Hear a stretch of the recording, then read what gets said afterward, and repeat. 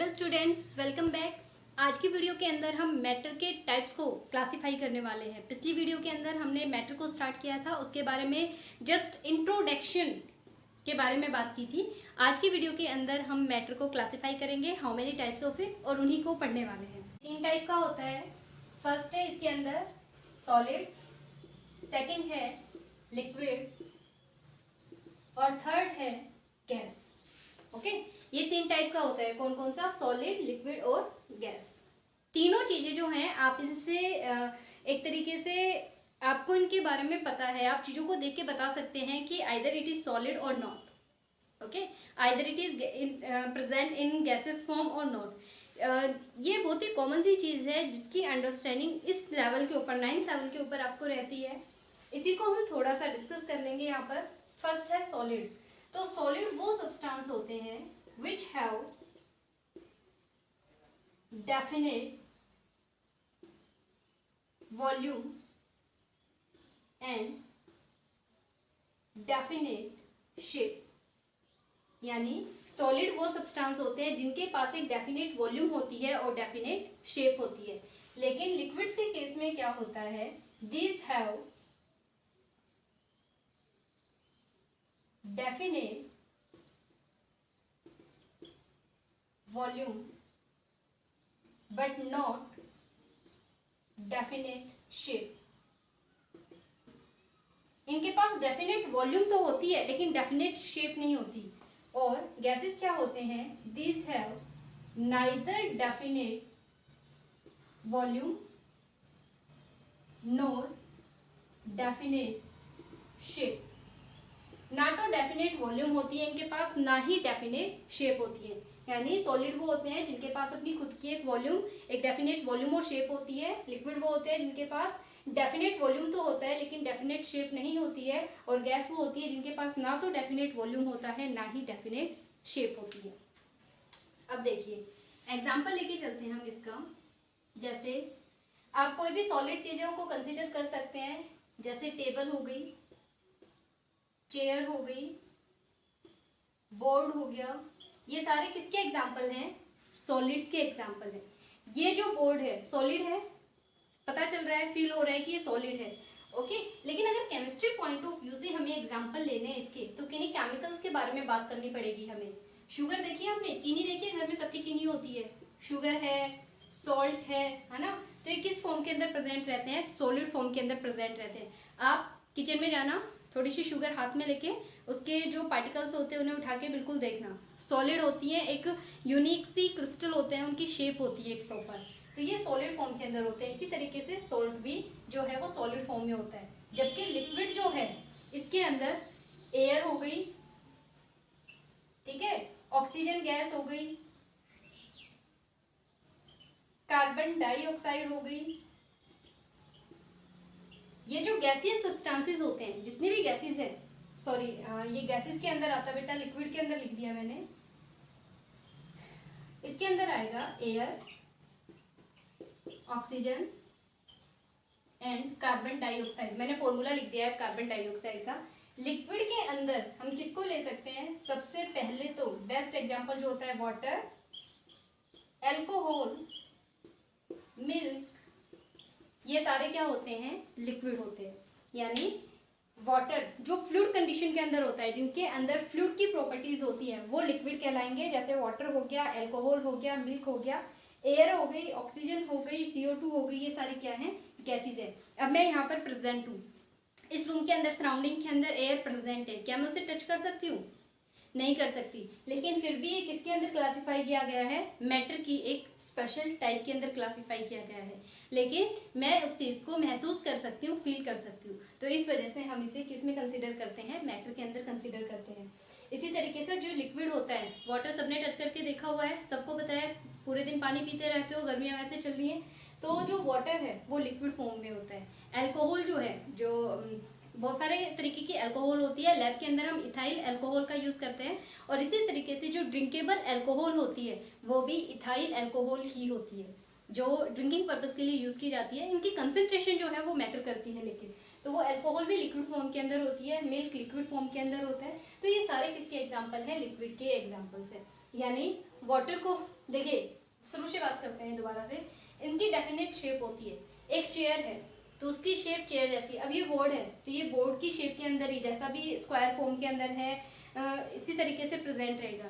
क्या ऐसा थोड़ी ना है कि मैं इस पे हाथ लगाऊंगी और ये किसी और शेप में, बॉल शेप में आ जाएगा, किसी और शेप में कन्वर्ट हो जाएगा, ऐसा नहीं होता है। यानी इसकी एक फिक्स शेप होती है, एक डेफिनेट शेप होती है। इसी तरीके से जो लिक्विड है, अगर मैंने उसे एक बॉटल के अंदर फिल किया है वाटर को, तो वो बॉटल की शेप ले लेगा। अगर मैंने ग्लास में डाला है तो वो ग्लास की शेप ले लेगा। अगर मैंने किसी कटोरी वगैरह में डाल लिया तो उसकी शेप ले लेगा। इसका मतलब क्या है कि इसकी एक डेफिनेट शेप नहीं होती है। और गैसेज जो है उनका तो कहना ही क्या है, उनके पास तो बेचारियों के पास कोई शेप होती ही नहीं है। अब इस रूम के अंदर प्रेजेंट है तो इसके अंदर प्रेजेंट है, किसी सिलेंडर के अंदर अगर हम प्रेशराइज करके फिल कर देंगे तो उसमें आ जाएगी, किसी बॉटल के अंदर अगर प्रेशराइज करके फिल करेंगे तो उसमें आ जाएगी। तो इनके पास ऐसा कुछ भी शेप वाली कोई प्रॉपर्टी नहीं होती है। तो ये तो था बेसिक क्लासिफिकेशन, बेसिक डिफरेंस जो इन तीनों के अंदर होता है। इसके अलावा जो सॉलिड्स होते हैं आर नॉट कंप्रेसिबल, इनको हम कंप्रेस नहीं कर सकते हैं। मैं आपको एक ईंट दे दूं और मैं कहूँ लो भाई इसे पिचकाओ, दबाओ इसे, कैसे भी कुछ भी करो, ठीक है, इसे दबा दबा के और आप मुझे इसे एक पेन की शेप में ले आओ, तो is it possible for you? ये पॉसिबल नहीं होगा। जो ईंट है वो एक सॉलिड मैटर है, मैटर की एक सॉलिड टाइप है और उसको हम कंप्रेस नहीं कर सकते, वो अनकंप्रेसिबल होती है। उसके अंदर जो पार्टिकल्स होते हैं वो बहुत ज़्यादा एक दूसरे के नियर रहते हैं, इस तरीके से प्रेजेंट रहते हैं, बिल्कुल सटे हुए जो पार्टिकल्स होते हैं। हम पार्टिकल्स को स्फेरिकल कंसीडर करते हैं, लेकिन ये जरूरी नहीं है कि स्फेरिकल फॉर्म के अंदर ही ये प्रेजेंट रहे। लेकिन हम क्या कंसीडर कर रहे हैं यहाँ पे? सॉलिड हार्ड स्फीयर्स कंसीडर कर रहे हैं। तो ऐसे प्रेजेंट है, इसके नीचे दूसरी लेयर आ जाएगी, उसके नीचे तीसरी लेयर आ जाएगी और इस तरीके से ये प्रेजेंट रहेंगे। देखिए, है ना? तो ये बहुत ज्यादा एक दूसरे के साथ सटे हुए रहते हैं, बहुत ही कॉम्पैक्ट अरेंजमेंट रहती है। तो हम इनके बीच में इतना स्पेस होता ही नहीं है कि हम इन्हें कंप्रेस करके इनकी शेप को चेंज कर सके। तो इसलिए कैसे रहते हैं? अनकंप्रेसिबल रहते हैं, नॉट कंप्रेसिबल रहते हैं। लिक्विड्स की जब बात आती है तो इनके जो पार्टिकल्स होते हैं उनके बीच में थोड़ा गैप आ जाता है, इस तरीके से प्रेजेंट रहते हैं, ठीक है। तो क्या होता है, इनके बीच में थोड़ा सा स्पेस प्रेजेंट है, लेकिन फिर भी हम इन्हें कंप्रेस नहीं कर सकते क्योंकि इतना ज़्यादा भी स्पेस प्रेजेंट नहीं होता कि हम इन्हें कंप्रेस करके बिल्कुल ही मतलब पैकिंग कर दें इनकी। लेकिन फिर भी इनके कंपैरिजन में थोड़ा सा लिक्विड्स के अंदर रहता है।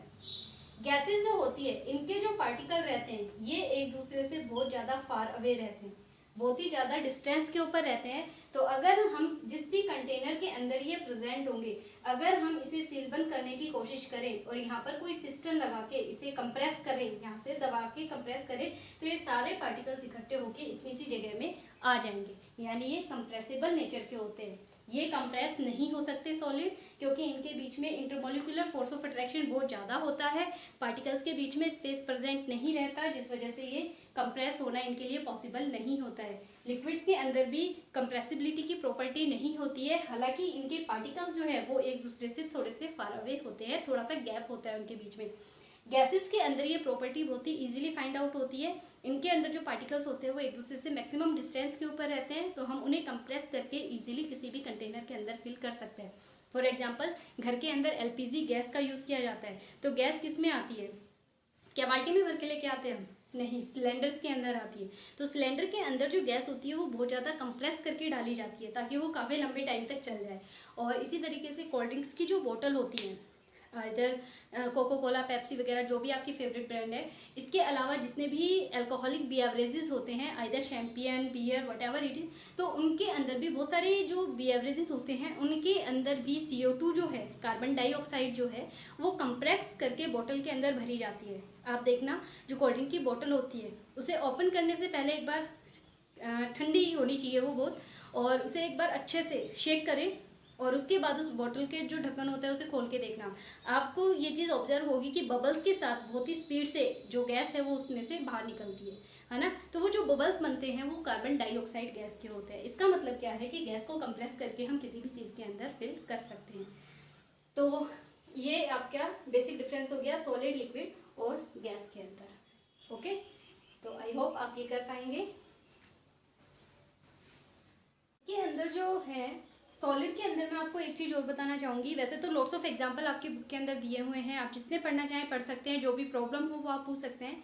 जैसे रबर बैंड होता है ना, रबर जो होता है, अगर हम उसे सॉलिड के अंदर कंसिडर कर रहे हैं और हम ये कह रहे हैं कि जो सॉलिड होते हैं वो उन्हें कंप्रेस नहीं किया जा सकता, उनके अंदर इलास्टिसिटी की जो स्ट्रेंथ है वो नहीं होती है, तो ऐसा क्या होता है कि जो रबर बैंड होता है उसे हम अच्छे से स्ट्रेच कर सकते हैं। देन उसके बाद जब हम उसे छोड़ते हैं तो अपनी ओरिजिनल शेप को वापस ले लेता है। इसका मतलब क्या है, जो सॉलिड्स होते हैं वो नॉर्मल कंडीशन के अंदर कभी भी अपनी शेप को चेंज नहीं करेंगे। अगर हम उनके ऊपर एक लिमिट तक फोर्स अप्लाई कर रहे हैं तो भी वो अपनी शेप को चेंज नहीं करेंगे। अगर हम उसकी लिमिट के बाहर जाके फोर्स उस पर अप्लाई करते हैं तो देखिए, अगर रबर बैंड मेरे पास प्रेजेंट है तो मैं उसे स्ट्रेच करूंगी, वो स्ट्रेच होता जाएगा, लेकिन एक कंडीशन ऐसी आएगी जब उसकी स्ट्रेचेबिलिटी खत्म हो जाएगी और वो क्या होगा, टक से टूट जाएगा, है ना, 2 पीसेस के अंदर कन्वर्ट हो जाएगा या एक कहीं से भी वो टूट जाएगा। इसका मतलब क्या है कि हम उसकी इलास्टिसिटी के बियॉन्ड चले गए थे, उससे ज़्यादा फोर्स वो सहन नहीं कर सकता था।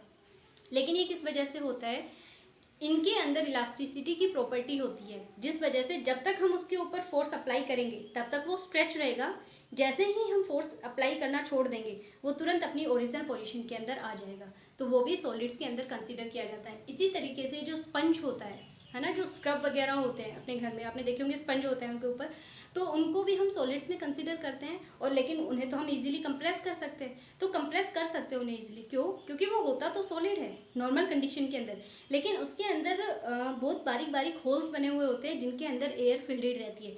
जब हम उन्हें कंप्रेस करना शुरू करते हैं तो जो एयर होती है उन होल्स के अंदर वो सारी बाहर आ जाती है, जिस वजह से वो कंप्रेस हो जाते हैं। लेकिन सॉलिड्स के अंदर ये प्रॉपर्टी नहीं होती है कि वो कंप्रेस हो, उनकी एक पर्टिकुलर स्ट्रेंथ होती है, उसके बाद वो रिजिड नेचर के होते हैं, वो टूट जाएंगे, ब्रिटल होते हैं, एकदम टूट जाएंगे, लेकिन कंप्रेस नहीं होंगे। ओके, तो ये बात भी आप ध्यान में रखेंगे, ये अनकंप्रेसिबल होते हैं, कंप्रेस नहीं होंगे।